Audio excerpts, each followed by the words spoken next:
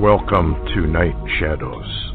I'm Stewart Best, where the paranormal is normal, where that which you thought you knew, you didn't, and where the future can be known if you know exactly where to look.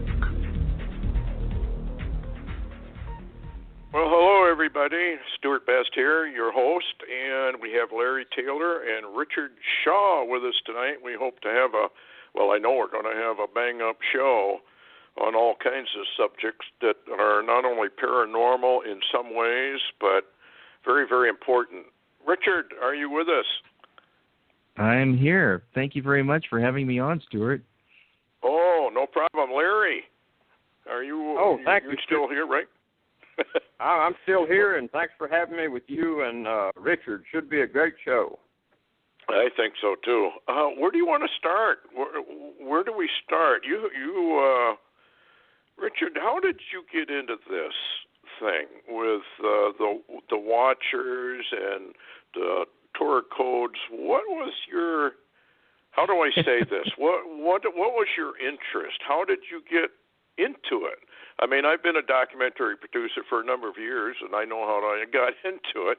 What was your basic interest? What brought you into this? Wow, it's a loaded question. In fact, I'm writing a book about the Torah codes and how it all happened, because it's such a bizarre notion, and I know a lot of people have heard it, but I did it in greater detail in the book because it was just so strange. But I could take an hour explaining it, but I'll do like the thumbnail sketch version. Okay. Back in 2006, I had been into a studio in Hollywood for about a year, and I had just started Pinlight, my company, production and post house, in 2005.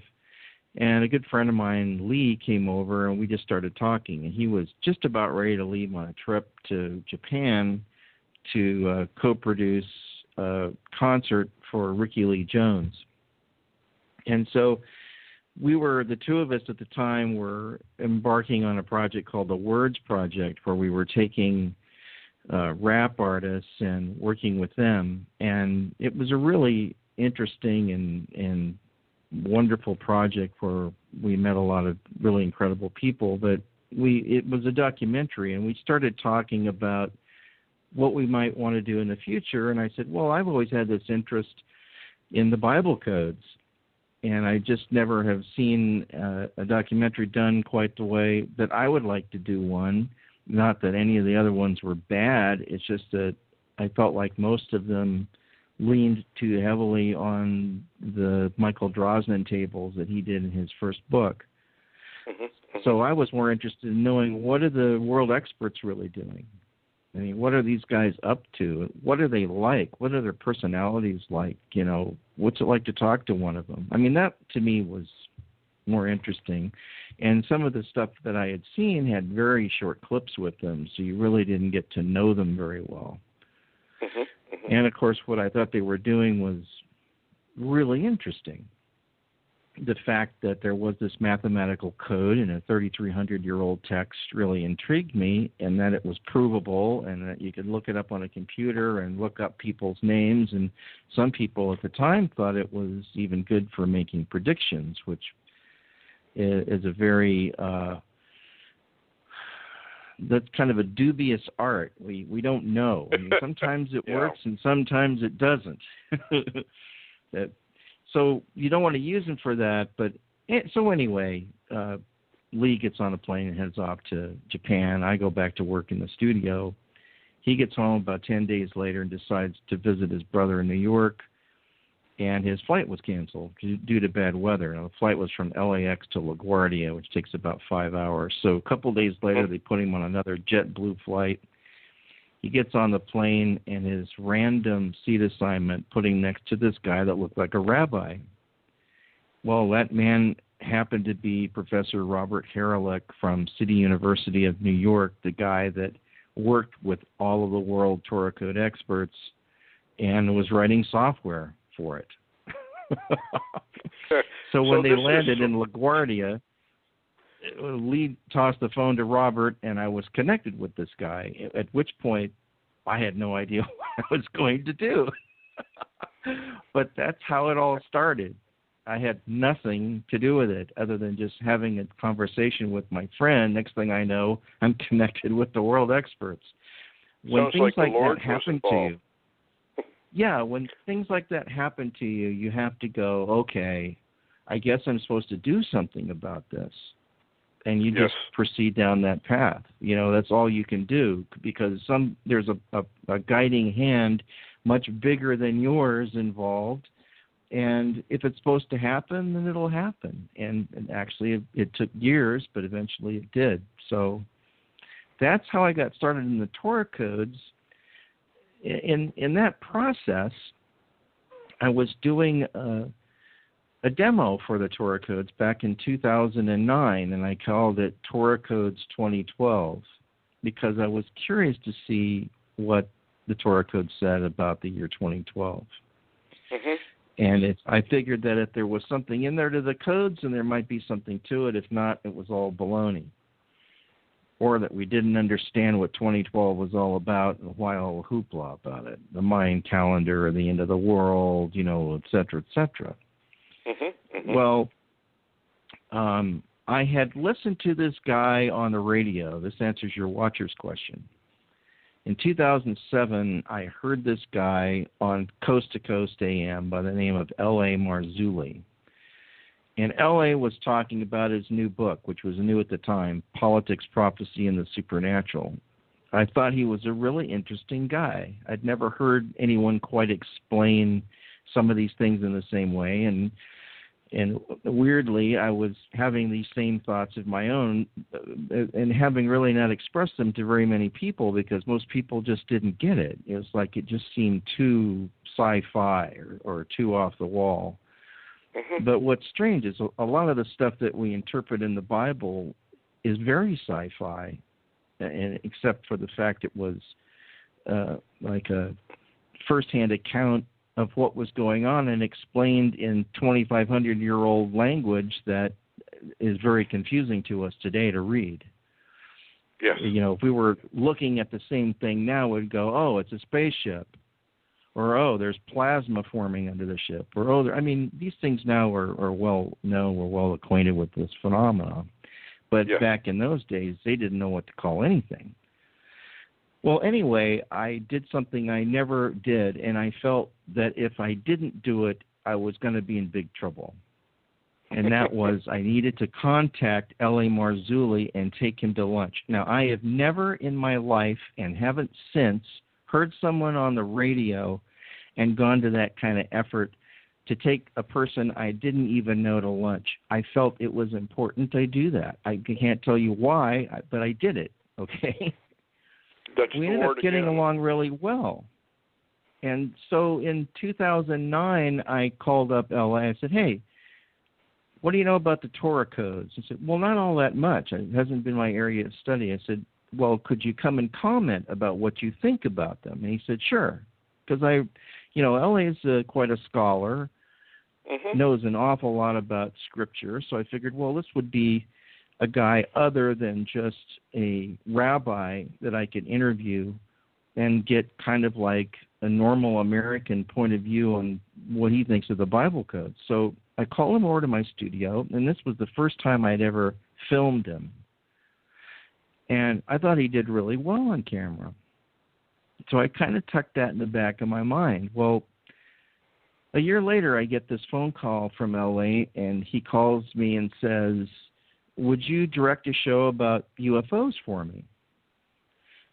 And I thought about it for a minute and asked him what the budget was. It was incredibly small. I figured, well, maybe he wants just like a 15 to 20-minute show or something. I said, how long does it need to be? Is it an hour? And I'm going, okay. But I'm thinking, okay, this is L.A. I know where he's coming from. I know his level of expertise. This is a subject that really interests me. And darn it, I'm going to do it. I don't know how I'm going to possibly do it for that kind of money, but I will somehow pull it off. And after I agreed to do it, I hung up the phone, and Joel went down my back going, how the heck do I... Where am I going to get footage of UFOs? Who are we going to interview? I mean, I had no idea how we were going to pull this off on such a small budget. All I had was a camera, which actually was my friend Lee's camera at the time that he was loaning me. I had editing equipment and all of that, but I didn't have a camera. Mm-hmm. So we used this with a Canon XLH1 HD camera. We went out and took that out and filmed the show. Basically, I did everything. I filmed it, edited it, helped LA to be comfortable on camera. And at this point, he introduced me to Dr. Roger Lear. Now, this was the guy who was the expert on alien implants. Oh, yeah. Yes. And I'm sort of going, okay, we're getting into alien implants. Now, that really, I mean, UFOs seem incredibly credible to me. For some reason, UFOs, I've never had a problem with it. I just felt, okay, we have UFOs. Next. You know? To me, right, it's like, right. I don't get what the big deal is. UFOs have been seen for decades and have been seen by thousands of people. So I don't see why people have to be ridiculed to talk about such a phenomenon. But alien implants were really, really strange. I mean, that was like, I don't know, that's like we're getting into Bigfoot. Now that I'm into Bigfoot, I don't think it's nearly as strange as I used to think. So anyway, we go over to Roger's office, and I instantly liked him and discovered that this guy was a consummate scientist, no-nonsense individual. And then he plopped an implant in my hand in a little vial, and I'm holding an implant here, and I'm going, okay, now it's really getting creepy. And this started a relationship with Roger that lasted until he died, which was in March 2014. The two of us became very close. Mm-hmm. I loved talking with Roger. So anyway, that was the beginning of my Watchers involvement with L.A. Marzulli, and it goes on to this day. We're working on Watchers 10 currently. I've been working on it all day. So there you go. Sorry it took me so long. Oh, no problem. I was curious because it's always interesting to find out how these things happen, because the hand of the Lord is obvious in this, that he wanted you involved in both areas. Well, they kind of intertwined. Yeah, I mean, what was strange to me, too, is I met Rabbi Glazerson, who I dearly love to this day. I didn't ever imagine getting to know some of these Torah code experts as well as I do, and kind of feeling as if they're family at this point. Mm-hmm. But Glazerson is a brilliant guy and opened up a whole vista to me of ancient mystical Jewish stuff that I had never heard about before. Now, you can look at it as, well, okay, this is the third-party Torah expose on what was going on during the time of Moses. Okay, I get that.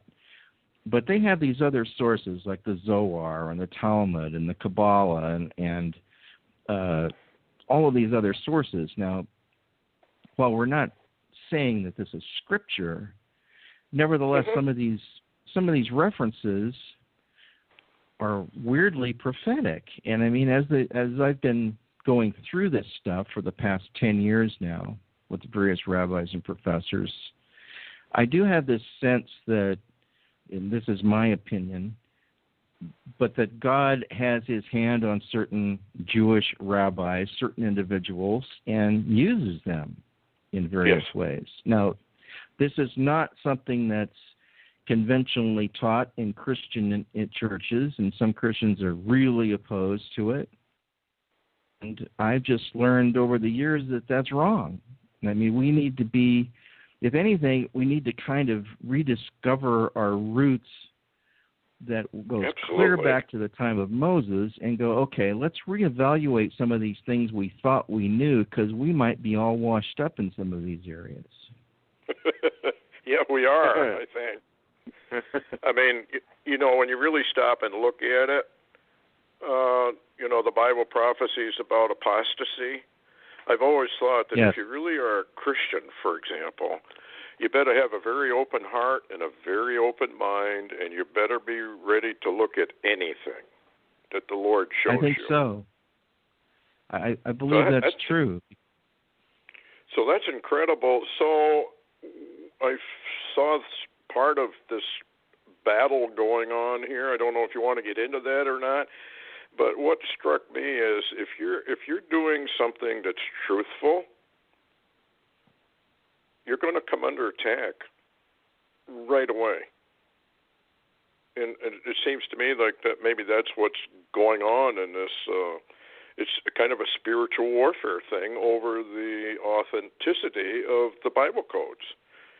And these guys that I've talked to Larry because Larry knows them. I've never talked to any of them, but they're not going to do anything other than interpret or put out, or I should say point out, this is what it says. Take it or leave it. Well, yeah, I mean, were you also referring to the Ray L debacle that's going on right now? Yeah, I don't know how anybody could even believe that what they're claiming. I mean, my own opinion is when he shows up, the whole world's going to know it. There's not going to be any question about it. I totally agree. In fact, I would like, if I saw Ray L, I would ask to see the nail holes. That's good. That's good. So, how do I word this? In your relationship with these rabbis, what is their actual opinion on these Bible codes? I mean, how do they interpret it? What do they actually feel about what they've found out? I mean, these guys are pros at it. They're mathematical geniuses, basically. Well, yeah, some of them, I mean, especially like Professor Eliyahu Rips is a very special, very brilliant individual that I can't even believe I know him as well as I do. I mean, he just, what's he doing even talking with me? But I've had some really wonderful moments with him, not nearly enough because we're separated by great distances. But what's been interesting is Rabbi Glazerson has taken a real interest on my documentary work on the Torah and sees no problem if he feels motivated to jump on a plane and come visit me. I mean, he just does that. He does it often. I mean, I can't believe he does it, and I'm impressed that he does it. Yeah, there's a love bond there between you guys. Well, and I think the world you implicitly. Yeah. And we were recently on Skywatch TV with Derek Gilbert, and what's really strange, and I didn't expect this. I just thought it would. I called Derek up because he just had me on the show. That show won't air until June. But since I had just been to Missouri and had asked to be on the show, I called him up. I said, look, unexpectedly, Rabbi Glazerson flew in today. And if you want, we can introduce him to your audience. I could just from my studio. He goes, oh, that'd be great. So I didn't know if he'd want to do it or not. And, this was nothing fancy. This was just out of my Mac in my studio here, and put a couple chairs up in front of the screen, and Glazerson and I did the show, and Derek wrote me back a couple of days later saying that show has gone to #1 on Skywatch of all the shows aired that month. Wow. Which was like something I didn't ever expect to have happen. I mean, it's gotten, I guess, well over 100,000 hits already. And it's been on Roku and YouTube and everything else.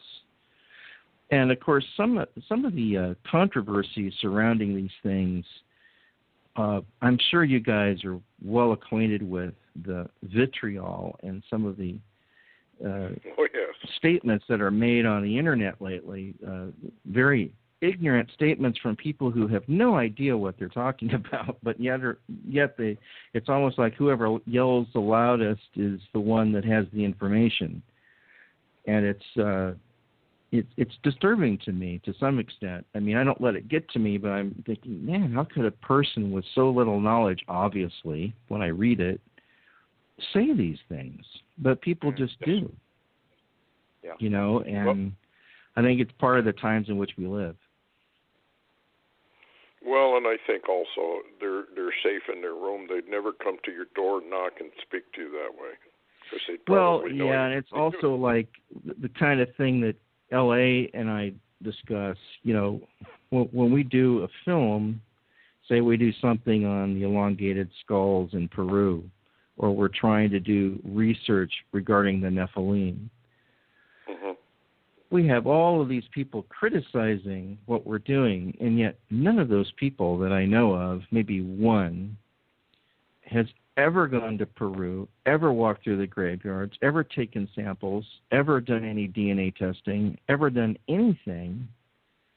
And meanwhile, we're working our butts off to try to get as much information out there about this as we can. Now, it's like we don't have all the answers, but I think that some of these things are starting to open up a little bit.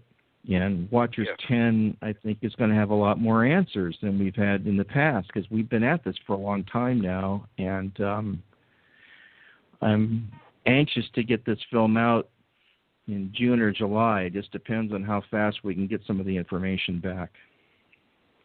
Well, this crystal skull thing is very interesting in view of the fact that Indiana Jones movie dealt with it. And the Mayan elders, if I recall, went from New York to L.A. and made various stops along the way about the crystal skulls, and you know, so you have all this sort of occult activity going on. But my point would be, all right, why did it surface when it surfaced? So yes, it does deserve research to find out what's really going on. Well, I think that, at least this is an opinion that I hold, that we're about to see supernatural things emerge on this planet again in the near future.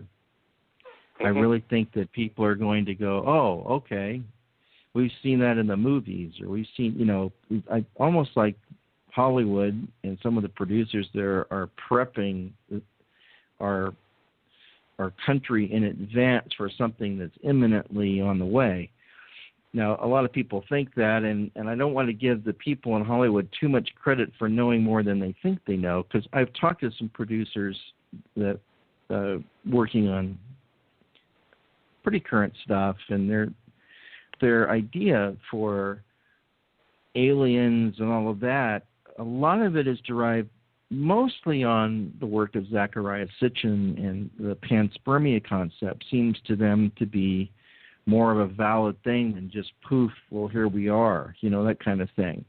And really, I really can understand that. I mean, okay, I get that. I mean, that does make sense. And actually, I thought that, and you know, I get into a lot of controversial stuff here, but one thing that we had always hoped to do with Watchers is just not make it a Christian show, because once you do that, and I have to say, a lot of the Christian programming out there, with the exception of a very few, are an embarrassment to me.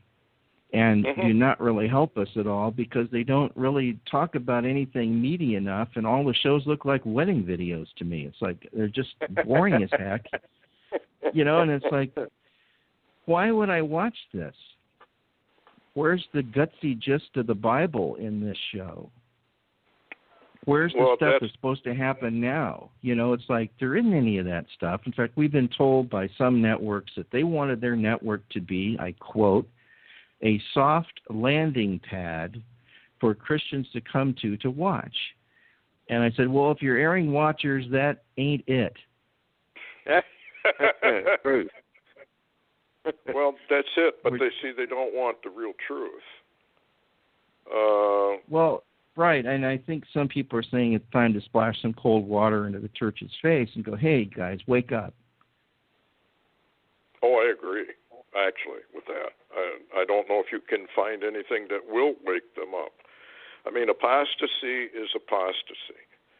And you start talking about UFOs, you talk about the arrival, you talk about aliens and contact and all that, and then these are probably fallen angels for the most part. All you get is rolled eyes and glaze comes down over their eyes, and you've lost them already. So You're probably right if you make this more or less as kind of a cross between, okay, it's got Christian stuff in it, or biblical stuff, I should say, and secular stuff in it. You're delving into the highways, the byways, like the Lord says.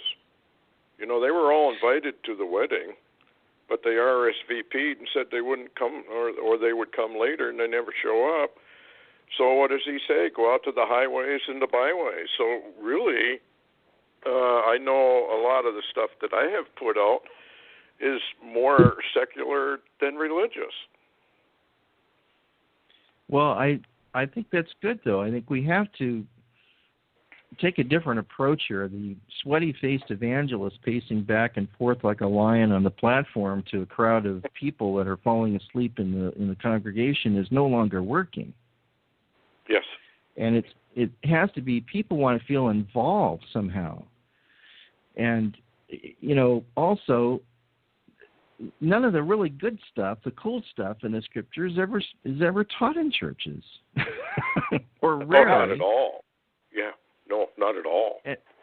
And most of it is because, well, we've got this massive building here. We have a air conditioning budget of, $1,500 a month. We've got parking problems. How are we going to get busing in here to get people into the church? Who's going to handle this service? Who's going to provide special music? And it's all wrapped up into this whole thing that becomes a completely political movement at a certain point. And it's like, that's not church. What is that? I don't know. Meanwhile, there's all these amazing things that we read about in Scripture that no one ever discusses. And why aren't we discussing it? That's why people aren't coming to church, because they hear the same salvation message every week, or they've heard stuff that they've heard a long time before, or they'll go through the book of John for, 10 weeks, or, it's this kind of stuff that you think there's anything wrong with the book of John or these other passages, but there's a lot of cool stuff that we're just completely ignoring. And now I think we're starting to see it. Well, you can hide stuff only so long, and then they're going to be forced to look at it. I mean, it's UFOs, like you say, have been around for centuries. Well, how do you explain that? Well, the Bible explains it pretty well. When getting back to the codes, the last one that I saw that was about Nibiru. Can you get into that a little more? What they actually have found on that in Planet X? Well, yeah, there's this. Glazerson and I have had a lot of discussions about Nibiru. We've done tables together for years on the subject. And when I say we, I'll sometimes make a suggestion because they say, look, here's what everybody's talking about. Maybe you can do a table about such and such a thing. And I will make a gentle suggestion because I know what he wants to look up, and that's anything about the Messiah. I mean, this is a guy who's, I remember talking to Rabbi Perry once, who's a good friend of mine, and I said, what's really cool every time I meet with you guys is that as soon as we get together, we're talking about God. There's no preamble. There's no fooling around. And he goes, well, what else is there? Exactly. But it's really, I mean, when they talk about it, it's from a depth that is really impressive and full of insight. And sometimes I think the Christian community, and not to put the Christian community down at all, because I'm part of that, but I think we've come off the rails a little bit and just kind of ignoring our Jew and trying to find out, look, we need to all pull together and figure out what the heck is going on right now. Now, there's stuff in the New Testament that they don't know about, and there's stuff in the Tanakh and in ancient mystical texts we don't know about. Or if we have studied it, we may not understand what the ancient Hebrew says on something like Glazerson would. I mean, here's a great example of that. We were talking one afternoon in the studio, and we were talking about, I said, well, when it talks about the parting of the Red Sea, and he goes, it never says the Red Sea parted. I said, what? He said, no, the original Hebrew says the waters parted. I said, okay, so what does that mean? He said, that means waters plural. I said, okay, so what does that mean? He said, it meant all the waters, all over the world.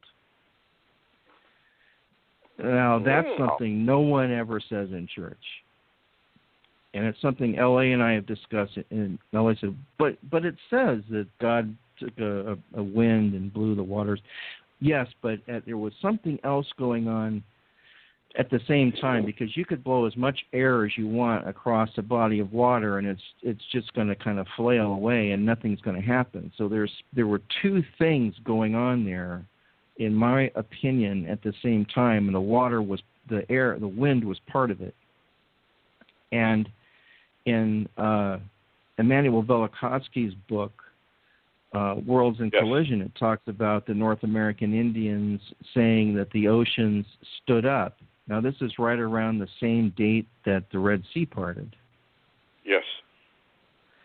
And I believe somewhere it talks about hailstones, 100-pound hailstones falling on the earth in the book of Revelation. Well, the Indians said 100-pound hailstones fell on them during the time that the Red Sea parted and that the ocean stood up. So there was an astronomical event going on, which I believe held the earth still for a few hours, actually kept it from turning, and really did a number on our gravitational pull. And so the waters didn't know how to lay down anymore. They were just kind of going, now what do we do? I really kind of think that's what was going on. Yeah, if it stood still, you've got the four corners and the winds where the water kind of piles up because of the winds. Well, if the wind stopped, then the oceans would kind of flop out of their basin, and I guess the only other scenario would be a slight crustal shift of some sort. Well, yeah, I mean, there could have been everything, but then there's other theories that the Earth came to a very slow stop, so it wasn't just like, and then all the continents go flying into the distance. But there are scriptures in the Bible that we've never understood. It says, and the mountains and the islands fled away and could not be found. I mean, when you do something like that, that's a drastic change of direction, a different inertia. Book of Isaiah talks about the earth shall be turned upside down. Malachi talks about there shall not be a root or a branch left to them, talking about the wicked people on the earth, because everything will be burned to a crisp. Now, that has yet to have happened, that part.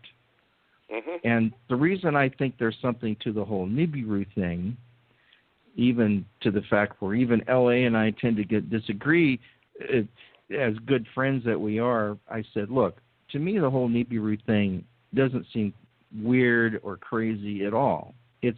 We don't understand everything going on in our universe, first of all. Secondly, apparently it's done this before and has come by the Earth on multiple occasions, and depending on what its orbit was like, either the Earth was messed with hugely, or you could see it and the Earth was still okay. It just depends on how, and this is the same thing Gil Broussard believes happened.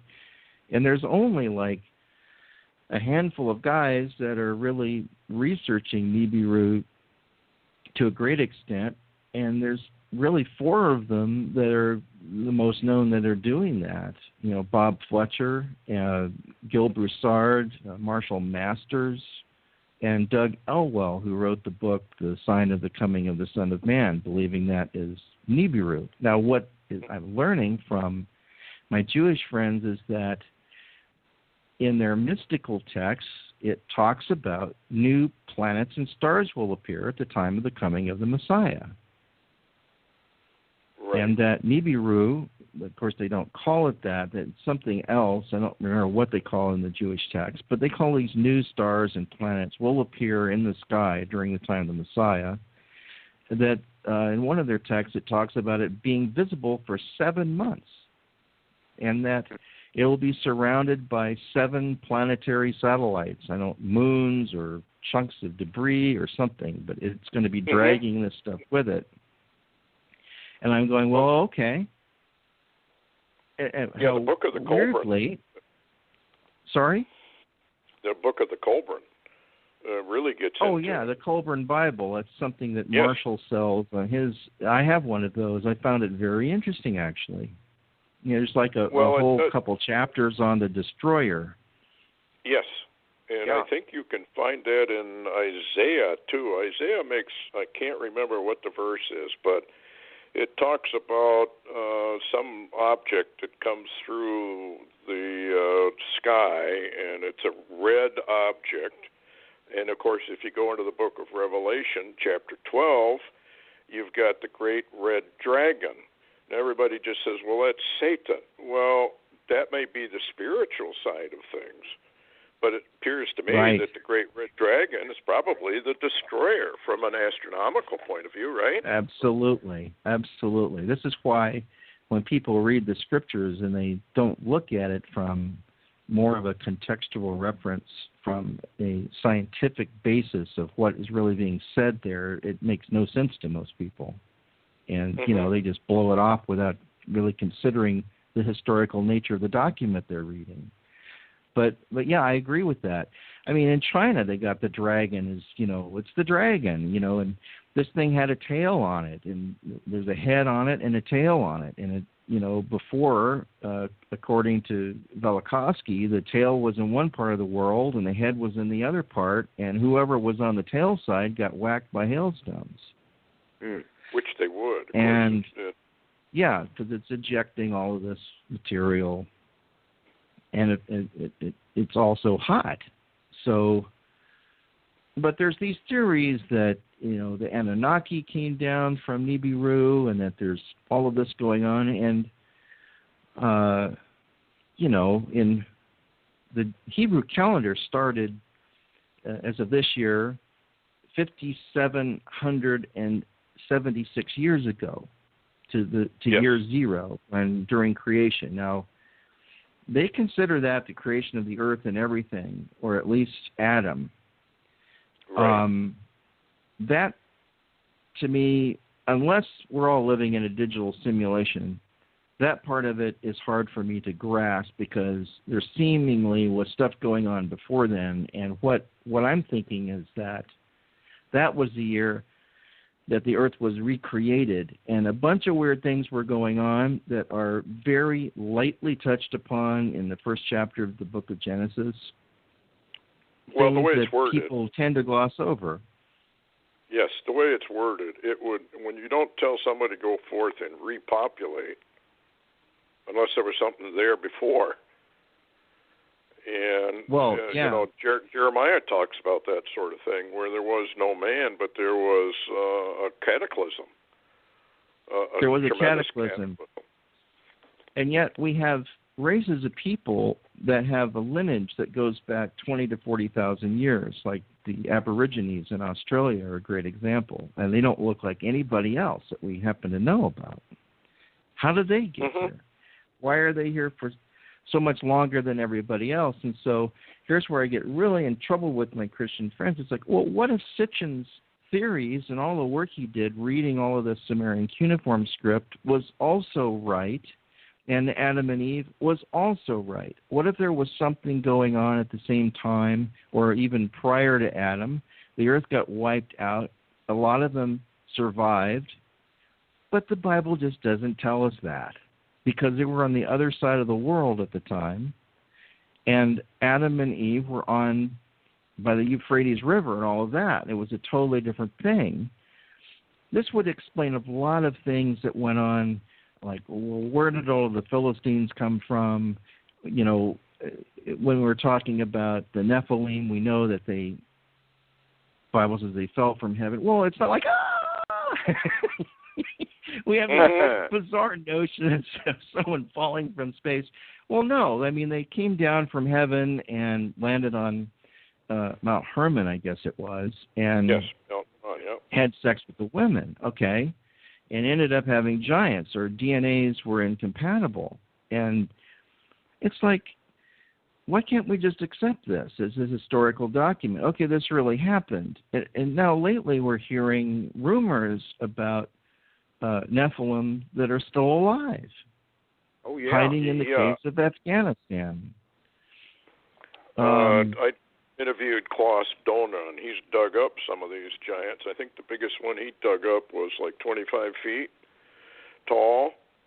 And and he also knows that Russian scientist who went in, I don't know if it was Tibet or where it was, where these giants are held in suspended animation by some sort of force field that you can't get very close to it because it would kill you. Yeah, go ahead. No, I'm just agreeing. I think there's a lot of stuff that we just blow off and don't want to be ridiculed or don't want to be criticized about, when we should be looking into this stuff and finding out more about it. And let me make this comment, guys. I'm sorry. Yeah. I just want to make this comment, and I'll give it right back to you. My wife and I have studied a lot of Native American legends from the ancient Indian tribes, and there's a lot of tales that I have read where, and it's interesting that it talks about this judgment that comes, or the deluge, that God basically wiped everything, mankind, from the face of the earth, and in the Bible, the biblical term is face of the earth, you know. And it's so interesting because a lot of the Native American lore and history that are written now is that different groups went underground to escape a great cataclysm and a great flood, and then some of those came out from underground later on, and there were giants, you know, they talk about giants and giant creatures and all this kind of thing, and you know, all this kind of, like you said, Richard, it kind of blends in a little. It blends in really well with the Bible, except it's written in from a total different view and a different culture. Well, I've always wondered, and I'll bounce this off both of you guys. If a day is as 1,000 years, and 1,000 years is as a day, okay? So you had 6 days of creation. And if you multiply all of that out as 1,000 years and a day, and 1,000 years is as a day, it comes to over 1 million years that the earth would actually be around. It does. If you multiply it out, you have to do it both ways. It's very conceivable to me that we've just misunderstood a lot of this stuff, and that this kind of thing makes a lot more sense to someone who's trying to evaluate and analyze what this means. Yes. Yeah, Larry, you can jump in anytime. Well, I was got any mention, questions? I was just going to mention, Richard, I'm holding in my hand one of my favorite watchers, and it's Watchers 8, Cloak of Secrecy. And the reason I like the cover is because Roger Lear, who I came to know, previously on Art Bell a few times, but you guys used him a lot in the Watcher series, and I was so intrigued with the implants and the situation about the implants, and you guys really, throughout the Watchers, there was a trail you followed, even recovering implants from people, literally recovering them. And you know, I watched Spielberg's, who I think has had some insight into some of this stuff. Matter of fact, he interviewed Tom Horn's sister, who was an abductee, and some of the data that was in the movie Taken. which I'm a sci-fi buff, and I can't escape it. And I loved that movie Taken, and it had so many details and clues in it. But one of the things that has always intrigued me, and speak about this if you will, I was so intrigued that in Taken, and that's been a while since that movie came out, but the implants were recovered and then began to change and be more alive or move and all this kind of stuff. And what you guys found with Roger Lear is the fact that, he told you later some of the implants that he had taken out of people had begun to morph and change. And you guys even found some of them to be elusive. Trying to obtain them, you had to really work at it, What do you think about that? Well, yeah, the television series Taken, it was an incredibly well-done production. I have no idea how many millions they must have spent on that, and also the insight that was in there, are things that we have discovered, too, in our work with Roger and with other folks. This is I bought the whole series just so I could have it and look at it occasionally, put up an episode and see it again. And of course, they use creative license, and there's some fictional stuff in there too. But implants are very strange. And one thing that we always thought would be interesting would be, when Roger did a documentary, he did an interview for some show. It was in the 90s, late 90s. It was before I knew Roger. And he takes an implant out, and they had the surgical procedure going, and they pull it out, and it looks like a little rock or a little pyramidal kind of shaped stone that came out of this guy's arm. And the stuff we pull out looked totally different. And talking to Wilburn, who was chief scientist for A&S Research at the time that worked with Roger a lot, we've noticed an evolution in these things over time. Over a period of the last 20, 30 years, the implants have gotten more sophisticated.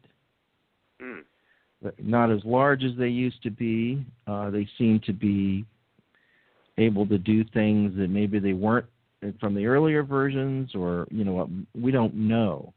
What we have seen, and look, people can say, how does he know anything about implants? You'd have to be, what we've done the best we can. We've taken them out. We've taken them into the lab. We've paid for lab time on an electron microscope with an EDX feature. And what EDX does, it allows you to, when you have an object blown up under the microscope, you can put the cursor over a spot of that object and say, what is that? And on the graph to the right, it shows you complete elemental breakdown. Oh, okay, it's 38% titanium, it's 99% carbon, it's like, and basically it shows you all of the elemental breakdown of what's in that thing. And in our experience doing that kind of thing, we found that these implants all have very similar characteristics. Their composition is similar in that they're basically nickel and iron, almost like a meteoric particle in percentage. They appear to not be from this earth as far as their structure. They often have nerve endings still attached to them when we pulled them and looked at them under the microscope. And I was talking with L.A. about this a couple days ago. Watchers 8, we show Steve cutting the little capsule open that this thing is in, and they're all in this little I don't know what to call this stuff. It's kind of like almost like a plasticky, clear coating that goes over these things. When you slit it with a knife, with a scalpel, a little fluid comes out, and then the implant just kind of slips out onto your test tube or onto your slide. And then this thing is basically an empty shell that it was in. Now, what that empty shell seems to be coming from, the implant itself seems to grow it. Now, if you have a foreign object in your body, like a sliver or something like that, the body tends to try to push it out. You know, it'll get kind of a liquid around it, and pus will sometimes form, and pretty soon you've got it erupting on the surface, and you squeeze your skin and some goop comes out, and all of a sudden you got it in your hand. It's pushed it out. Not the case with an alien implant. There is no entrance portal visible on the skin where it went in. There is no inflammation or bacterial infection that takes place while it's in the body. And when it's removed, when you do any testing in a lab of this coating, it says the same thing. There's no biological infection and no inflammation present. Are they biological in nature? Yeah. Any The of them? coating is, but the implant isn't. Okay. The implant is metallic or almost somewhat ceramic at times, it seems to me, but they're different. They're not all the same. They're different. Some of them look like a little bent piece of wire. The one that we had in Watchers 8 that you mentioned, Larry, was about 6 millimeters in length, about the diameter of a pencil lead, and was putting out 7 milligauss of magnetism. Yeah, that's fascinating. The frequency y'all found. Yeah, and that's another thing. These implants, typically when they're connected to the nervous system in the body. Oh, that's what I was getting at. I'm sorry, I've kind of gone astray here a little bit. What I don't know is when this coating evolves around the implant, somehow it doesn't affect the way that the nerves are attached to the inner body of the implant itself. It goes through that coating somehow without hurting the nerves. I mean, isn't that weird? Very. So when you pull the coating off and you take the implant out and you put it under the SEM, you can still see and you can still put the EDX cursor on there, and it says 99% carbon, which is human tissue. So we know we've got nerve endings because we've looked at it. And this is not conjecture, guys. We're not just stating our opinion on these things. This is just what we found. Now, we're not saying we know how they work, but we're just telling you what we've discovered. And this is the way it is. And since Roger has gone, the number of implants being removed has declined, and we've got to find new people involved. And I've been approached about that recently, that we probably need to start up again and somehow continuing the research. But before Roger passed away, he was at my house, and I said, you've taught me so much, Roger. I think I could actually do this myself now. Not ever expecting to know as much as he knows, and I'm not a doctor or anything like that. But there is a process. It's very logical, and I know the test equipment involved, and I've been through all the stages, and I've talked for literally days with Roger. So, I mean, this is nothing that I'm not incredibly familiar with. What was his opinion on what they actually are and what they're actually for?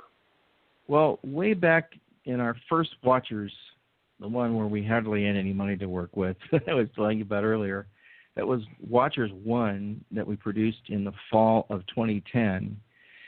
He was giving us, he gave us a lot of information, and so much that we couldn't put it all on the film. And I've saved all of our interviews with Roger. I've never thrown any of them out. Wow. Someday I should probably do outtakes with Roger Lear on just stuff that most people would, go fall asleep on to listen to all the details, and other people might be really interested. But he said that he talked to a woman who had an implant and who actually had an alien visitation and Roger said, some people think these things are homing devices, and she just laughed. And he said, what? And she said, they don't need homing devices to find any of us. She said, they can find us from our DNA through an electronic signature that all of our bodies are emitting. Mm. Their technology is so further advanced from ours. So then that meant that, well, then what are they using these for? Why do they even need an implant? And there are many theories about it. I think it's a bidirectional signal from them to us and from us to them in some of the more recent implants. But then there's people that I know, and this can be proven via X-ray, that have implants behind each ear and in the center of their brain. Huh. Really? And I've talked with one of them, and I said, what do you think that's in there for? And how did, why would they do that? He said, I think is live out my experience. So he said, they're probably watching us discuss this even now. So, which creeped me out a bit at that point, I have to say. We're containers. This is what a lot of them say, anyway, that we're just containers, and they're very interested in the soul and the spirit, which would intend to confirm that they're fallen ones. Yeah. Did he have any? Well, I think some of them want to know what's going on by looking through our eyes and listening through our ears. And the only way they can do that is have a connection into certain parts of the brain and then have those implants broadcast that to them through some sort of super high frequency communication, which has been measured routinely by Roger. People have had implants, all are emitting radio waves. All of them Okay, are. so they are transmitters then. They are, but I think they're also receiving information. I think it's more than just simple tracking devices. That's our puny brains thinking, that kind of thing. These are like, I really think that, and Roger did too, that these implants are like super sophisticated microcomputers using nanotechnology to develop, a very tiny, small device that is probably being powered by zero-point energy or scalar waves or something. It may not even need to be powered from our nervous system. It may have its own source of power, and our nervous system is just the wire that plugs it in, as Roger always says.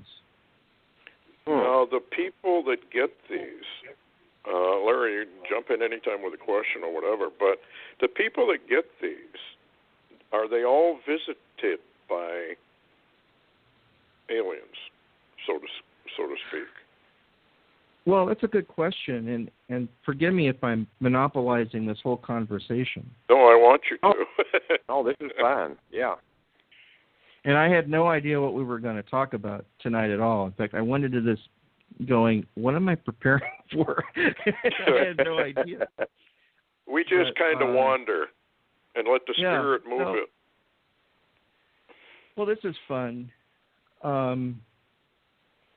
It's people that have had implants typically have been abducted or they've had a visitation. And, this gets into X-Files and stuff like that. But that's typically how they've gotten their implants. You mentioned the X-Files. Yeah. What is your opinion about the X-Files? I always thought they're just trying to reveal an awful lot of stuff, but they're doing it through fictional situations. What's your take on that? Or LA's take? I think the X-Files is a dichotomy of creepy, weird, semi-horror, dramatic episodes that have some semblance in science, and then there's others that are so close to the truth it's kind of stunning. And unless people who are watching it actually study the phenomena, you wouldn't know the difference. But Roger was actually asked to consult on one of the X-Files. I think it was the one where Scully discovered she had an implant in one of the earlier episodes. And they brought him in, and he explained all that to them.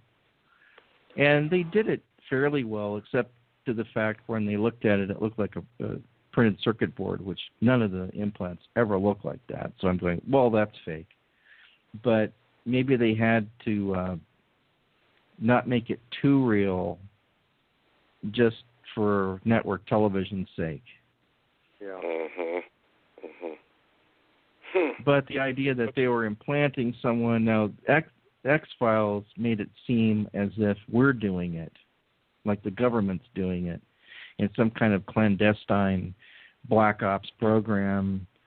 I mean, they have all of that, or they're,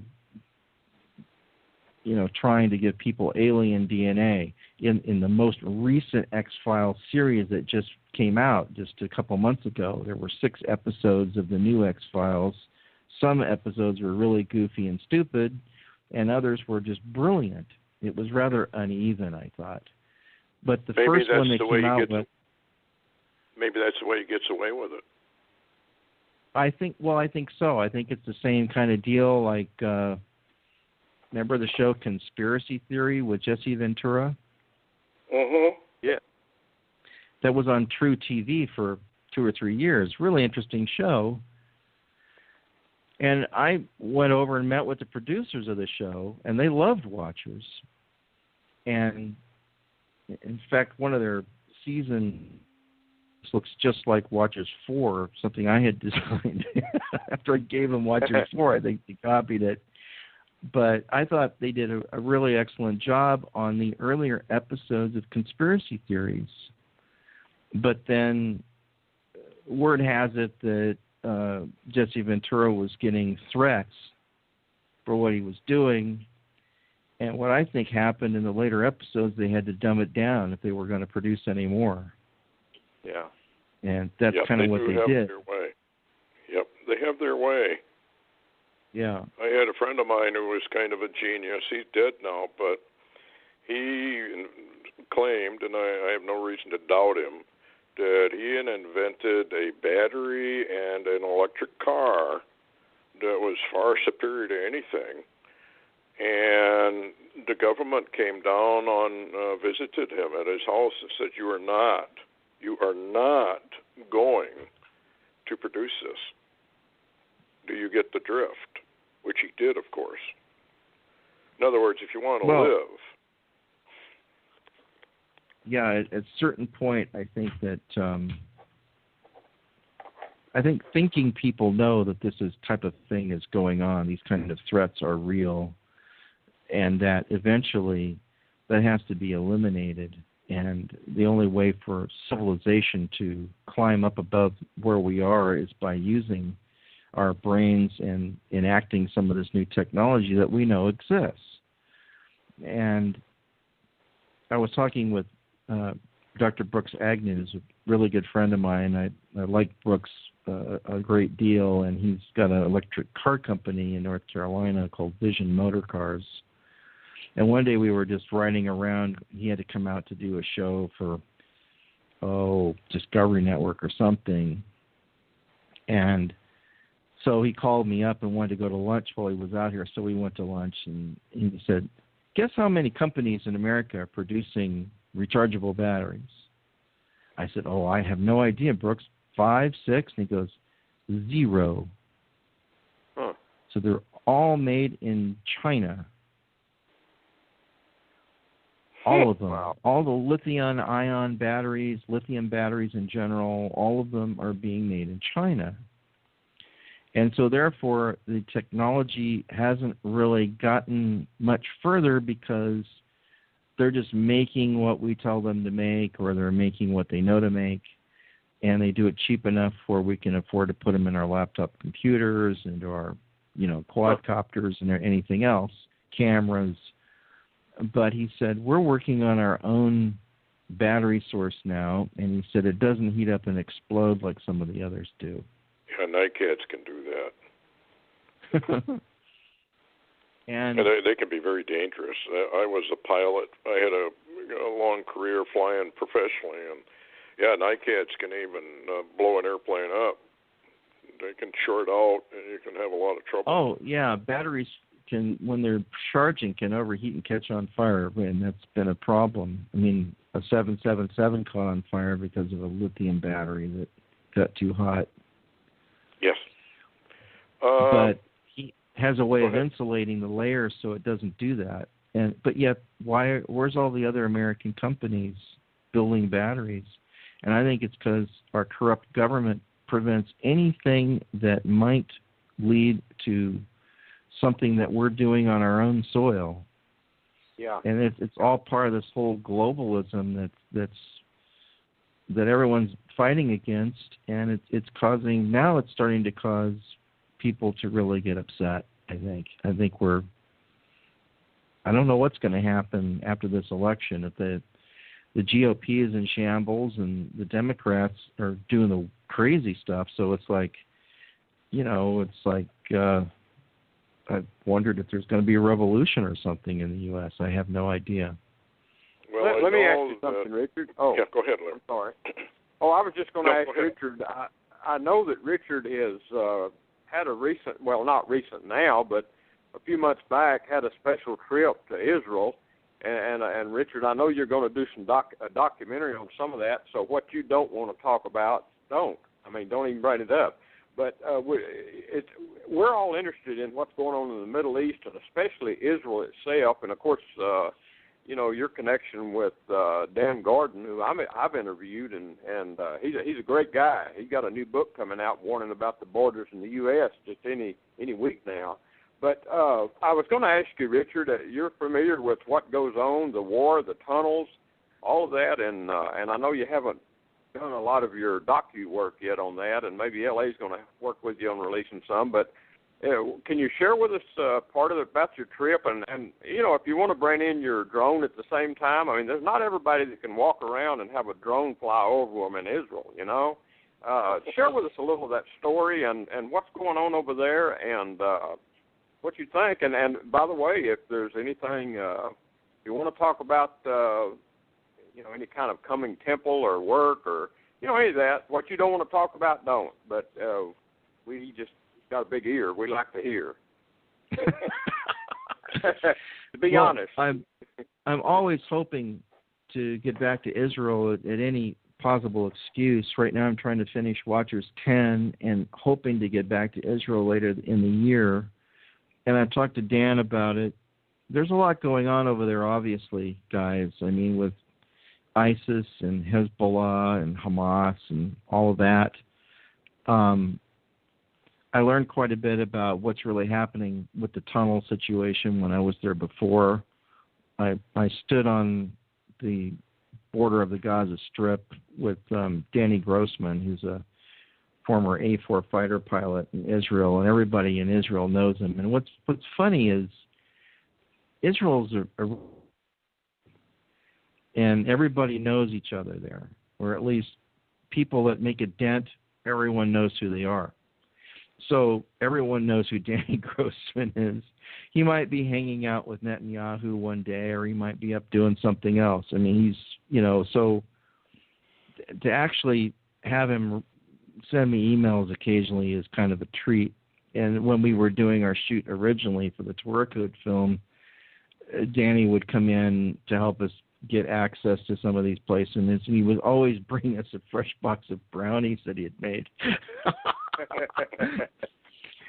But he helped me get out of the country with my drone because it has lithium batteries in it. They were afraid to put it on the plane. I said, well, guys, I flew with it. Nothing happened. But, I mean, it's like, everybody, there is no standard as far as security on certain devices, either here in the U.S. or in Israel. Everything's looked at from an individual basis. Mm-hmm. Here in the U.S., there's something like 400,000 drones that have been sold. And now, of course, the FAA has come in and required like a $5 licensing fee to get your drone registered. So I have a little sticker on my drone with an FAA number on it. I said FCC, I meant FAA, Federal Aviation, So it's considered an unmanned aerial vehicle, and some of these drones can fly pretty high. And the one I have is pretty cool too. It's actually for those who are interested in knowing what I'm using to shoot with, I've got it's by a company called Unique Typhoon 4K 500Q. It's got a really super long model number, but this thing has a 3-position gimbal with a 4K camera on it that is incredibly controllable quadcopter. Yes. And as soon as you think you got the hottest, coolest thing, they're making a different one that's even neater. But the Typhoon has got this adapter you can get, which I don't have yet, but I've got it, unless I decide just to buy a totally new one. But it has a wand, and you can point it up to the sky and basically click a button with the intention of go over there where I'm pointing, and the thing just goes zoop, and just flies right over to where you're pointing the stick. I mean, these things have gotten super sophisticated. It has a follow me feature or a watch me feature. It'll follow you wherever you are. So we took that thing through Qumran. I flew over the caves of Qumran with the Typhoon. I flew over roadways and through really, really deserted rubble highways where we were driving a Land Rover Defender that will basically run over anything, and got some incredible shots with it and brought that home. And well, I'm using it on Watchers 10 for some of the stuff we're doing. But what I think is so interesting about these drones is that they are so stable that it looks like you have it on a tripod, but it could be 300 feet in the air. It's just completely stable. I mean, it just rock solid. It's like, what? How is that possible? Yeah, Hollywood. So that's the kind of aviation. technology we have. Yeah, now the ones that you can get for movies, which my friend Bob Williams was on a shoot in China, $160 million film. And the kind of drones they have now for Hollywood use are huge. They might have, 6 rotors or maybe more than that, and they can lift a payload where you could have like a Canon 5D with a lens on it and everything that weighs several pounds, and this thing is lifting it up into the air, and the landing gear retracts, and you can fly, with complete smoothness and like a Steadicam, with this thing. It's kind of replaced the helicopters.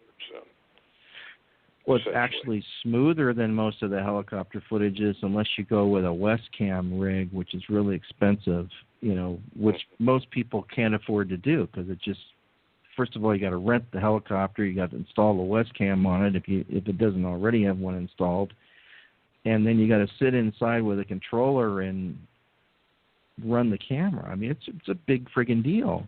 But now you can just go out with this, and you got a digital file, and you go home and cut it into the show. It's like it's instantly ready, and you don't need any help. It's unbelievable what we're able to do now. I would have never, when I first started in television, would have believed the kind of stuff that we have to work with now. And one company that's doing amazing stuff is Sony. And on this last trip to Israel, Sony set as a camera to use because they knew what I was doing. Mm-hmm. It was just when you were over there, unbelievable. What about Vendell Jones? Is he still over there making the digs, or is he gone? You're familiar with Vendell, I'm sure. Oh yeah, sure. Vendell Jones passed away in 2010.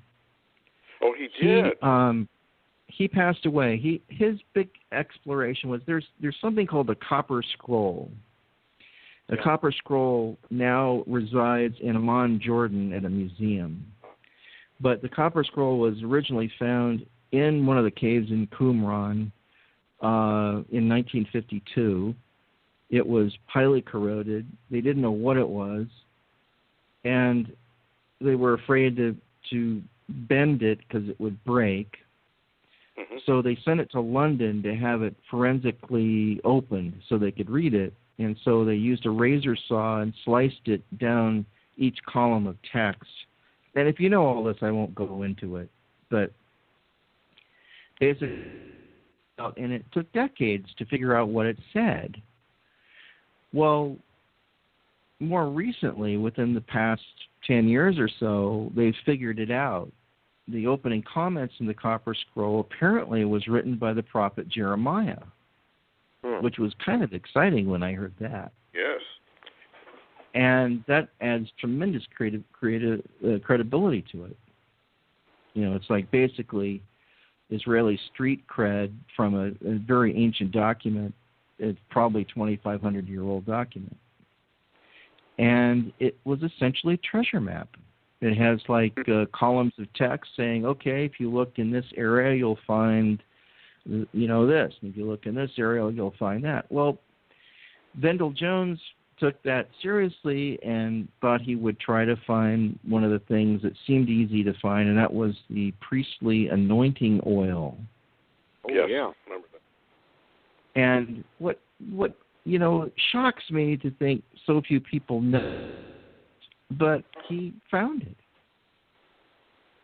There was a kaf and a Hebrew character in the scroll that was kind of like a finger that hung down below the baseline, and it had like what looked like two upside down U's. Now these are Hebrew characters for people who have not seen that before. Mm-hmm. But when you look at that from a graphic sense, and I was taken to this place, it looks like two caves with a pillar between them. It's a graphic representation, and in one of those caves is where they found the juglet of anointing oil from the high priest. Now, what was interesting, when they dug it up, it was kind of surrounded by kind of a whitish powder that was under the ground. It wasn't in a cave or anything. It was buried. And this whitish powder tended to act as silica gel. Really? And absorbed all the moisture. And when they opened it, the exact amount of oil was still in the juglet after 2,500 years. So we went to Jerusalem in Israel. Now, I'm not revealing anything that some people don't already know. There's some things I can talk about, some things I can't for all the obvious reasons. But the juglet was supposed to be in one of the main museums in Jerusalem. And so we go over there and we go, let's see this thing. I just want to see what it looks like. I had no idea. I'd never seen even a picture of it. And they looked, and we went through the whole museum, couldn't find it. And we went back to the front desk and asked the lady there, where's the juglet of anointing oil? And she looked, she got on the phone, everything. And she said, it's back in the warehouse in storage. Temple preparations? I think what it is, right now in Israel, that kind of thing almost is like another thing that the Palestinians can use to cause a problem with. I mean, it's any of these things that are like proof of the Torah is real and that this is actually Israel's land. They don't want coming out into the open. Right. So they're trying to keep the peace over there, but at a certain point it's like, enough already. But then a few years after that, I think that was discovered in 1988. Well, a few years fast forward to I think it was 1992, and another friend of mine, whose name I'll keep out of off the radio here, had been working with Vendell for a number of years and was familiar with all of his work. This is the guy who I know now and communicate with on a semi-regular basis. And he wanted to see if they could find the spice cave. Now, this was the spices that they used during the time of Moses. Mm-hmm. And according to the Copper Scroll, it talked about this other cave that it was supposed to be in. Well, they started digging and realized they were in the wrong cave, that it was like west or north, and the directions were kind of weird, but it meant the upper cave. So they hiked around this other area, and sure enough, there was a cave, but it was completely full of rock. Someone had filled it with rock. And, I mean, this cave is like tall. It must be 20-foot ceiling, part of it, completely full of rock. So they excavated the whole cave. And they removed all of that rock, and it was something like 30,000 tons of rock. And they had just helpers. They had like a conveyor belt, and they scooped this stuff up in buckets and threw it on a belt, and it went into big bins, and it went down the mountainside. And when they dug at the point where they thought that the spices might be, they found them. Wow. Spices ended up in the possession of, as far as I remember, of Vendel Jones' daughter, if I remember correctly. And they're not on display anywhere in Jerusalem. I believe they're in Lebanon currently. I mean, isn't this weird? It's just so inexplicable to me that these two incredible finds are just kind of nobody knows about them. Yeah. Is Israeli antiquities maybe... This is obviously very volatile from a political point of view. Oh, yeah. So, I mean, and yet it's not a secret. I mean, if you do your homework, you can find this out. And I'm not revealing any secrets. Right. But I think that some things it's best to leave sleeping dogs lie, I think the management feels sometimes. Mm-hmm. But if things get much worse, I don't know. It seems like Israel needs some help. I mean, it seems like they need to go in and find some stuff that's completely uncontestable at that point. And basically, I think that could happen. Now, the rabbis, when they're running these codes, is from what I understand, they keep coming up with 2015, 2016, 2017. Is that correct, pretty much? That's correct. That's been happening. There's a lot of them working on it right now. Mm-hmm. There's, excuse me, there's a couple rabbis that have rented an office in Jerusalem just to look up gematria for Messiah codes. Excuse me. And there is another man who passed away a couple years ago who put up his findings on the net.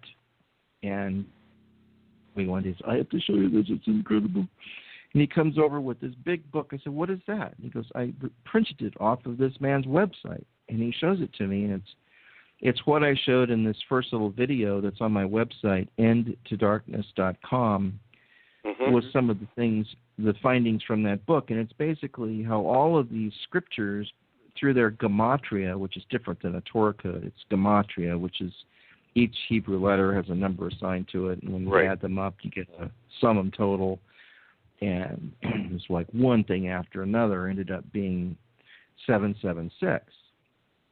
And I asked Laverson in that interview, which you guys can see, if anybody wants to see it, it's up for free on endtodarkness.com. But basically, 5776 is this year, it's 2016. And all of these gematria codes pointed to Messiah this year. Now, I just thought that was interesting. Now, I'm not saying that we know for certain or can possibly say that is really what's going to happen, because we're not supposed to do that. But nevertheless, it's interesting. Do you guys know who Tom Horn is? Oh, yes. Author. He wrote Exo Vaticana with Chris Putnam, and he just recently came out with a book, Zenith 2016. And it's a really big book, and I haven't had time to wade through it yet because I've been so busy editing. But I like Tom a lot, and when I was over to visit Skywatch last month, I was at Tom's home, and we sat down for an hour, and I don't think we even braked for coffee or anything like that. We talked nonstop back and forth about 2016 because he'd just done all this research that I was interested in, and And I had all this research that I had done, and it's all kind of lining up. And he said, well, I guess what I'm just trying to do is ask the question, why? And I said, exactly. I mean, we can't make predictions, but why are we getting all of this information dumped on us for this year? I don't understand it. I've never seen anything like it before, and I think we have to talk about it. Oh, absolutely. Just to make people aware. I did some research. I put out a documentary called The Omega Code, but it wasn't based on that so much as I used the 120-year comment from Genesis. And the Lord said, as it was in the days of Noah, so shall it be again. So I took that on a more literal basis and tried to figure out, well, okay, he's really telling us that there's going to be a 120-year period. Where do we date it from? So I decided I'll date it from 1897 and the first Jewish Congress. And I'll run a 120-year session.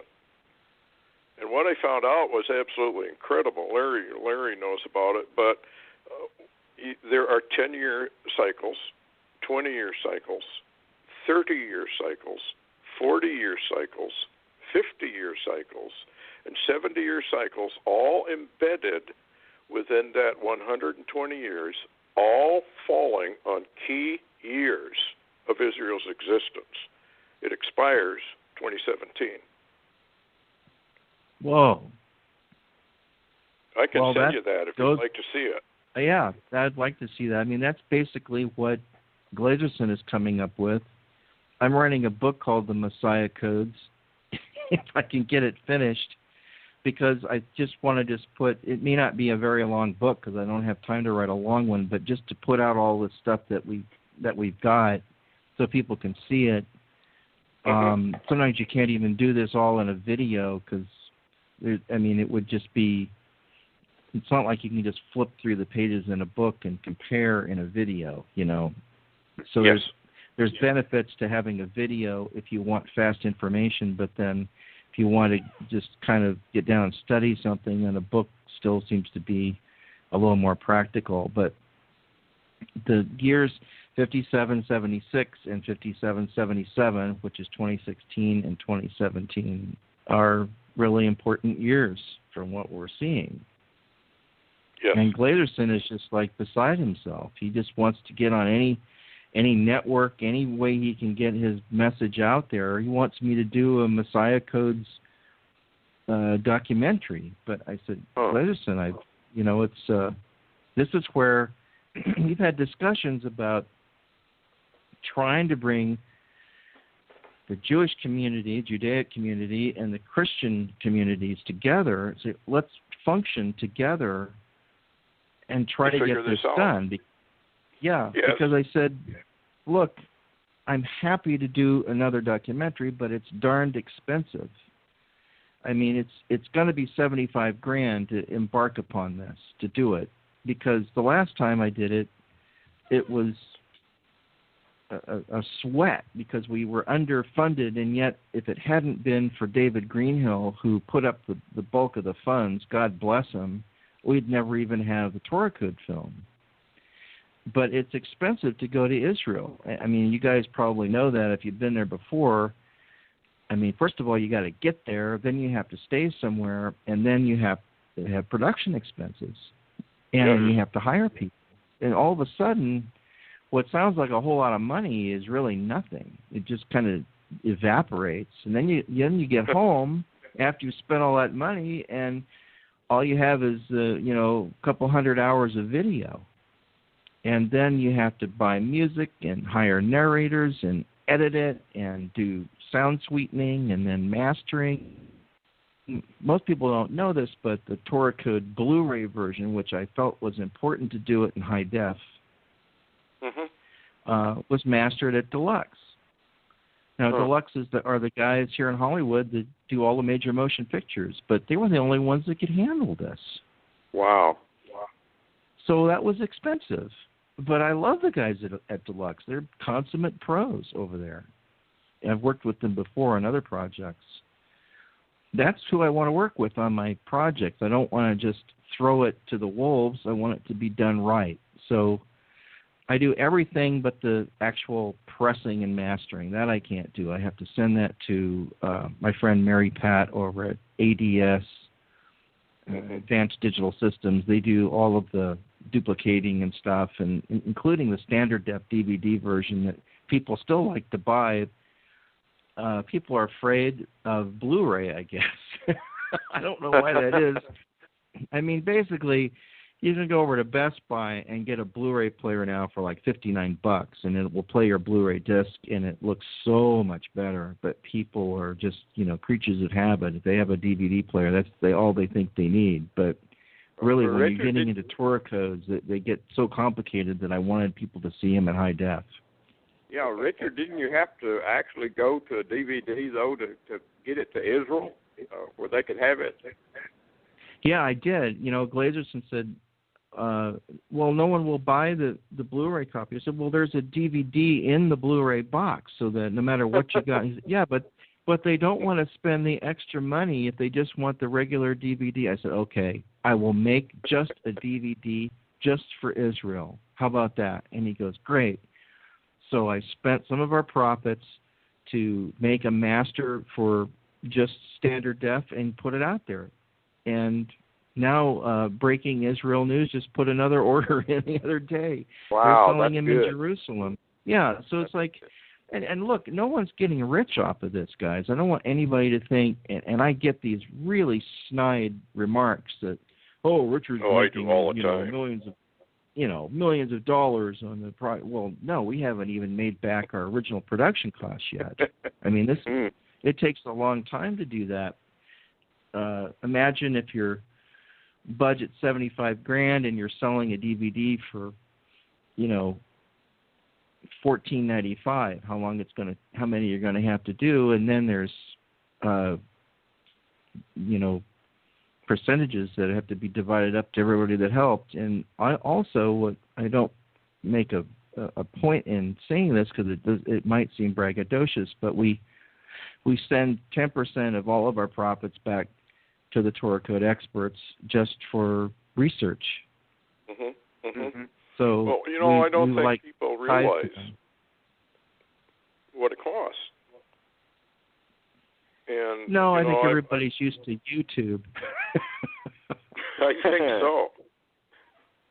Yeah, it's amazing because then you get criticized if you charge anything, and I've run into it. Larry's run into it, but I finally came up with an answer for these guys.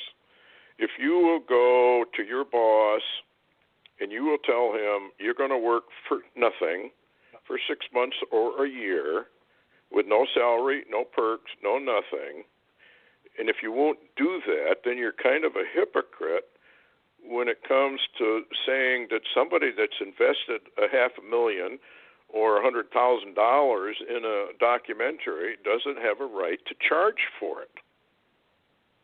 Well, yeah. Because what they're really asking you to do is work for nothing. Yeah, and basically pay all the expenses. And and it's a lot of work too. Most people don't realize it's travel, it's coming up with the concept, it's writing copy, it's shooting, editing, lighting, sound, and things. And on that kind of a budget, I can't afford to even hire a gaffer. Now, in the past, I would, I'd call up my friend and say, hey, I need some lighting in here on Thursday at such and such a location, and it would drive a truck and like 2 or 3 guys would hop out and light it for me. Well, we can't afford to do that anymore. Yeah. I mean, those days are gone. I mean, we used to have a lot more money to work with, and now we have to put out a product that looks better than what we were doing back then when we had money, and now we have very little money, but we're still doing it. So, but I feel like it's important to do it, so I'm still doing it. Well, I think that's true, and there's something with this mentality, and I suppose probably YouTube's at fault for it in a way. that intellectual property, really, you're not supposed to profit from it. Well, you could at least get your expenses back. Yeah, and then after you do that, you're taxed through the nose on everything. At least we are here in California. Yes. Oh, Lord. Here's something that maybe you guys don't know. I'm assuming you guys have each seen at least one Watchers. Oh, yes, yes. I've seen all of them. Usually we open with L.A. on the beach somewhere, and I'm shooting them looking down where you can see, like, the waves of Malibu crashing or something. So for Watchers 9, we were out there doing that. And it's just me and a camera filming L.A. talking. That's it. The two of us. No crew, no help, no nothing. L.A. puts on his own mic. I set up my own equipment. It's professional gear, but, I mean, it's very, very minimal. I don't even set up a tripod because I don't want to have any excuse for anyone to say you're putting something on the ground, anything like that. So I'm hand-holding everything so that we're in and out in a flash. Mm-hmm. And this officer comes up and asks us for our shooting permit. Huh. And I said, we're here on the beach, and there's, like, me shooting a guy handheld. It's the two of us. Now, in the past, there used to be a rule that you had to have a crew of something like 5 people. That used to be the rule to get a shooting permit requirement. And now they're just saying any shoot, anywhere in Los Angeles, in a person's house, out on the beach. I mean, it's ridiculous. And it's just like it's basically completely stifled independent film production here in California, and it's weirdly communistic in my own view. It's like, where's our freedom just to go out and shoot something? It's like, this is crazy. But see, what happens is, what most people don't know is, once you apply for a shooting permit, which we've done before, we've shot in Los Angeles, we've shut down streets. This is back when we had money to do something. And once you do that, then they want your shooting insurance. Now, insurance for a shoot, oh my gosh, it can cost $5,000 to $6,000 for insurance. Yes. And the permit could be another $1,500. So to get a simple shoot in the city of Los Angeles now could cost you $6,000-$7,000 for one shoot. And you haven't done anything yet. You haven't rented any equipment. You haven't hired any people. It's just to get past the logistical aspects of it. Nobody knows this stuff. So a lot of shooting is done really quick before anybody can come tell you to leave. People are using drones where they don't know where they're coming from. But it's getting totally ridiculous, in my opinion, on how this is being handled. And, it's actually, I found it easier to shoot in Israel, even with all that's going on there, than it is here in L.A., which is really a bit, that's kind of terrifying to me, actually.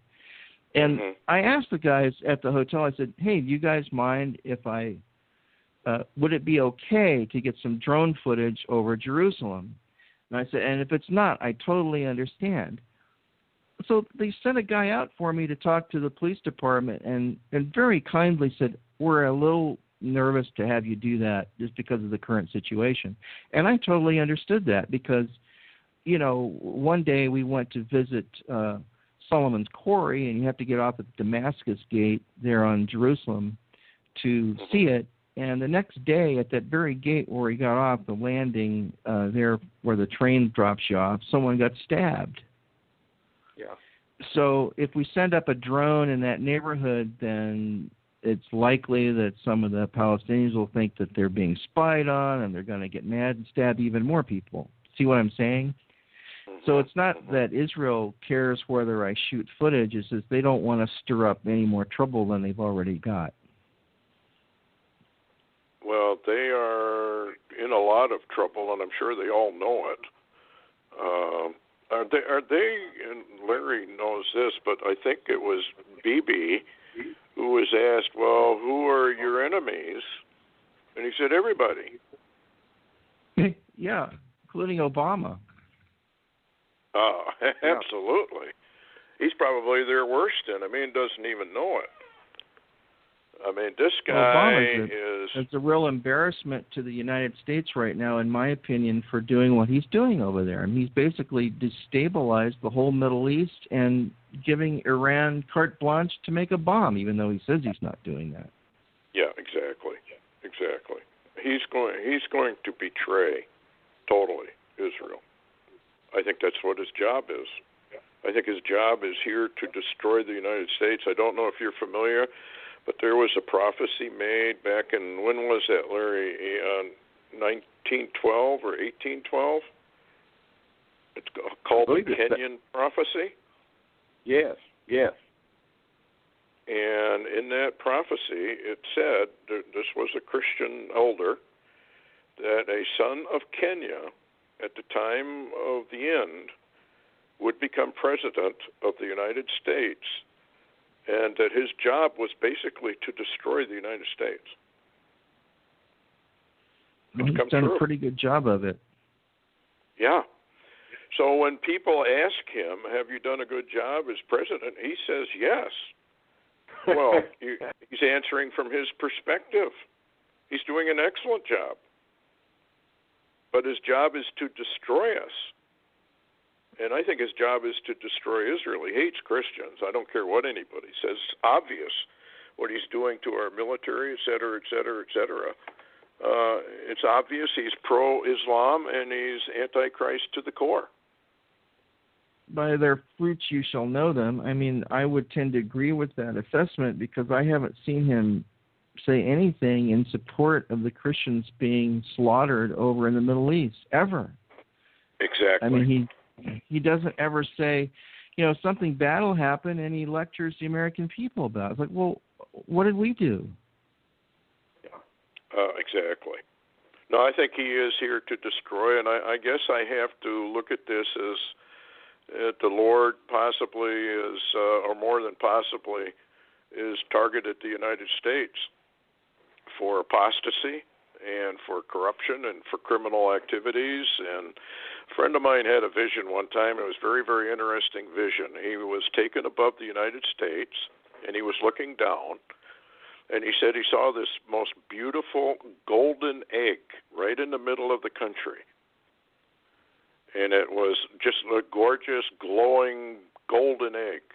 Then he said he saw cracks develop, and this ugly, evil-looking stuff came out of the egg and went over the whole country. And a voice said, this is what she looks like on the outside, but this is what she is on the inside. No. Well, it's come to a point where it seems like I don't know. It's depressing and a bit discouraging to me to see what's happening to our country, especially those of us who remember what it used to be like. Which is a problem for the younger generation who's never had any knowledge of what America once was and how people used to react. There's an old movie that I rented from Netflix a while back. It's just called Air Force. What's this? I've never seen, and I'm a fan of all kinds of movies, new ones, old ones, and even if there's an old one that I've never seen, I'll rent it and go, what is this? I just want to know what it is. Maybe it's junk and I'll be bored and I'll send it back. Well, Air Force was about these guys who were flying bombers over to Hawaii. That was their job. They had to fly them over there, and it happened to be the day before September 7th. And it seemed like a historical film, and by the time they get there, the whole all of Hawaii is engaged in this battle, and they had to land these planes. But I guess what was so intriguing about that movie to me was just the difference in attitudes versus now. Like, oh, okay, well, we're going to have to do this. They figured stuff out. They landed their plane in a remote area, broke the landing gear. They got out a tree. They sawed it off. They propped this giant bomber up. They fixed the wheel. I mean, these guys were just like, okay, well, we just got to do that. I mean, they were like, can do anything. There was no complaining, no griping. It was just, we got to get back on the road because we got to get this thing somewhere else. They were there to defend our country. Yeah. And there was no agenda where, well, we've got to have this many of this nationality in the Army, or this many gays, or this many women, it wasn't anything like that. It was basically just getting the job done. Yes. The best way to do that with the people that knew what they were doing more than anybody else. Now, these were guys that understood mechanics and, could work on an airplane, and, basically there wasn't time to fool around with what's politically correct. It was just a matter of rescuing the country. And, there's all these theories that, well, Roosevelt knew it was going to happen and all that, but still, all I'm saying is there was an attitude that has since disappeared from this country among most people, and what they expect out of the country, and what they think is correct now. It's really kind of a warped, twisted thing that's going on, in my opinion. Oh, absolutely. I think Larry could attest to that, being a police officer. He's mentioned. Larry, why don't you go into that a little bit, the attitude change? Oh, yeah. The police department. Yeah, I was in police work for many years, 35 or more years, and and to go along with what Richard just said, when I went into I was in the Air Force also. I was in the SAC, the Strategic Air Command, around the B-52 bombers and all of that, and there was an attitude then. You had a function, and of course, being in SAC, if you watch any of the old SAC movies, every base continually had drills. I mean, these drills were serious, and when the planes left the ground, you didn't know if it was real or not. But you didn't even consider it might not be real. You considered it was, and base commanders rose and fell because of those drills, simply those drills. And there was a readiness like I've never seen, and everybody gets excited. I was in the medical corps, and we went when the whole base drilled. We drilled too, and of course I've been flown out, and we worked plane crashes and all kind of things. But even in police work, back in the early days of police work, the early 70s, it was to protect and serve, and those words were not on a police car that we drove. Simply just to be a sign. We really did go out there with the attitude to get the job done, to go out in the field and come home safe and put the bad guys away. And we didn't even consider what color the bad guy might be. He usually wore a black hat and we're proud of it. We knew who he was. But interestingly, it began to morph and change. Law enforcement did a number of years ago into not protect and serve anymore, even though that was what was on the police cars. There was a mentality change and a more federalized attitude and a militaristic attitude in police work, and it began to be what you would call an us and them syndrome, us being the police on duty at that time and the them being the American people, the public. That became an enemy, it seemed. And Stewart, over the years, I've talked to you on those shows, and that just goes along with exactly what Richard has described. Yeah, I agree with you, Larry. I think some people are thinking the police has become judge, jury, and executioner, especially in some of the black communities, which is, I think, helped spawn a lot of this rebellion and violence. These things don't happen without cause. And I'm not saying that all policemen are evil either, because my goodness, if we didn't have them, we wouldn't have any. There would be no, semblance of reason or order. But when I did the Words Project and hung out with my black friends when we were doing that, I got a different side of really what they're going through. And Mm-hmm. also, when I was working for Fox years ago in Atlanta, I had black friends there. And they'd come in late some morning. I said, hey, where have you been? And they'd say, oh, I got pulled over by a cop. I said, for what? Because I'm black, basically. This was in Atlanta. They would pull black people over just to question them. I mean, this happened to one of our best producers there at Fox and also our TD, which is one of the best in Atlanta. Really good friends of mine who are respected as being professionals would get pulled over for no reason. So later on when we were working on the Words Project, and we were traveling on Bone Thugs and Harmony's tour bus, which shocked a lot of the music people here in Los Angeles. How did you guys get so close to the Bone Thugs? Because they're really kind of a close family. Well, Lazy Bone told both Lee and I, said, we want you guys along because you're our protectors, they said. Because they knew we'd pray if there was a problem. Isn't that cool? That is good. Yeah. Matter of fact, Richard, I really love Lazy. For those that haven't seen your Words Project, it is incredible. And some of the, you talked on one of the radio shows that I had you on, and it was just absolutely the relationship that developed was really, you almost have to say, moving in a heavenly direction to some degree. Well, when we started on that project, I don't know, it was 2007 or something, and again, it started out with my friend Lee Cantillon. He'd written this book called The Words, and basically he'd worked like 7 years on it. It's basically just the words of Christ in a book with all the intervening text lifted out. And so it's kind of neat. You just pick up this book and open it, and you go, well, this is a little thing, but it's everything is chronologically correct, and it's just the words of Christ talking. And if someone isn't familiar with those words, this is a great book. And you don't have to read the whole Bible. You just pick up this and read it.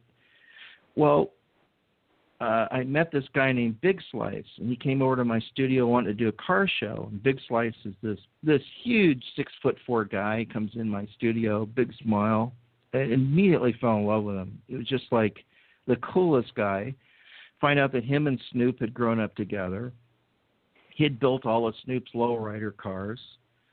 And I just liked him. I thought he was great. He took me to Watts. He showed me where he grew up. He told me where his grandmother lived. I met all these kids with white T-shirts on that, met us out in the parking lot, all gave us like CDs and rap music they were doing.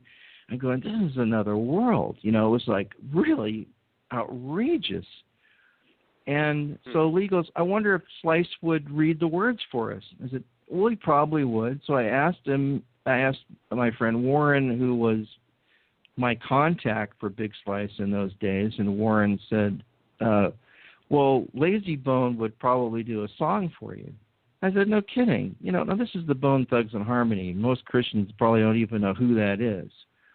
And they basically were, they got their start on Death Row Records and worked with Snoop and worked with some other folks, and most people would like stay away from them like the plague. I found these guys to be just as sweet and soft-hearted and as talented as they come.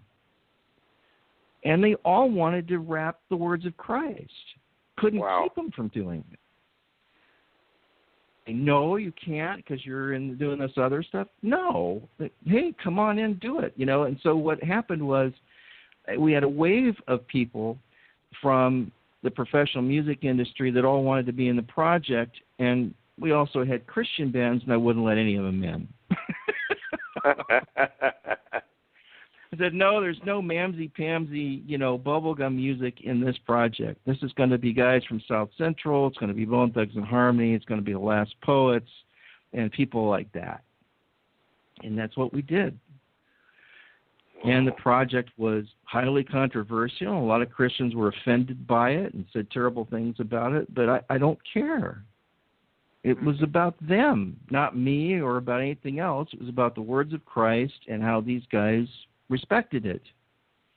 And that's what we did. So basically it's up on YouTube if anybody wants to just watch it. It's on the Pinlight channel. It's just the Words Project, WORDZ. project. And it's like an hour-long documentary in high definition. So, I just put it up for free because I thought, this is the time when we need this, when the black community, you got Black Lives Matter wanting to kill white people. It's like, well, that's not the way it should be. And if you watch the Words Project, maybe you get a different perspective. Hopefully, I'm hoping at least. It's really good. It's really good. Well, this has been an amazing interview with you guys. And we got about 5 minutes left. How can people get a hold of you, Richard? How does that work? Well, if they're interested in getting a copy of the Torah Code film, that's at the official website, end2darkness.com. End like the end, to darkness.com. And on that website are a couple videos with Rabbi Glazerson that we did on Gematria that you can watch. There's the trailer to the Torah codes there, and I've got it up there every way conceivably someone might want to get a copy of it. If you want to rent it on Vimeo, you can. If you want to buy a digital download from Vimeo, you can do that.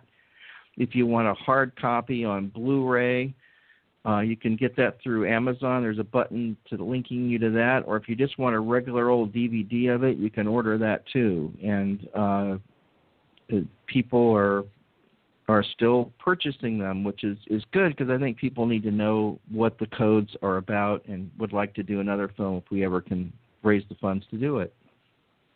Mm-hmm. Larry, how about you? How can they find you? Yeah, mine's very simple. It's LarryWTaylor.org. That's LarryWTaylor.org, and just you can go there and follow the blogs, the alerts, and all the data. And matter of fact, I post a number of things of Richard every week. Something about Richard or L.A. or something they're doing there's a note of news about it, and I try to keep up with him. Richard, man, you're great. I appreciate you so much. You've explained so much tonight. We could almost makes me want to do about 10 hours, but I know we don't have the time. Thank you. Yeah, I would hear snoring coming from this vast audience here any moment that happens. I wanted to ask one question before we close this out. When you were doing the Watcher series, did the name Bob Lazar ever come up? Oh, of course. In fact, last year I went and heard him speak in person at the International UFO Congress in Phoenix, near Phoenix. And he said it's the first time I'd ever actually seen this guy in the flesh. And it was really fascinating. I believe him. I don't think he's making this story up. I believe him. Oh, I forgot to mention that just my website is pinlight.com. If someone's interested in Watchers, they can get it through there, and that'll take you to Marzulli's site and all of that. But pinlight.com. Sorry, I should have said that earlier. Okay, no problem. Yeah, I believe Bob Lazar, too. In fact, I saw an interview he just did not too long ago, and he said he was just very sorry that he'd ever gotten involved in it. But he thought that's what he told was us. Doing people a favor.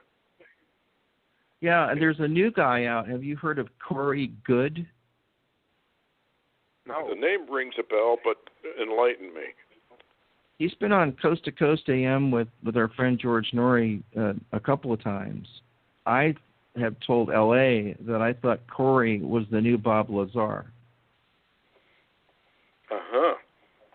He seems to know a lot of information about the Black Ops space program and can describe it just right off the top of his head without any trouble, which usually when someone is that erudite, they're not making it up. Mm-hmm.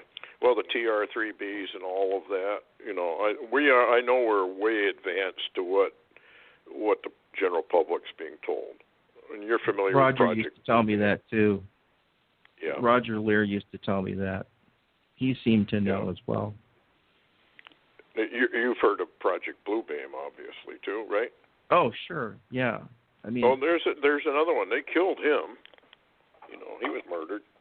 So that's the way it goes. Well, thank you all for coming on for this show. And, boy, it's been just fascinating. Great. Hope we can have you all back. Yeah. We'll have to do that. Take it's care. a privilege. Thank you very much. Okay, take care.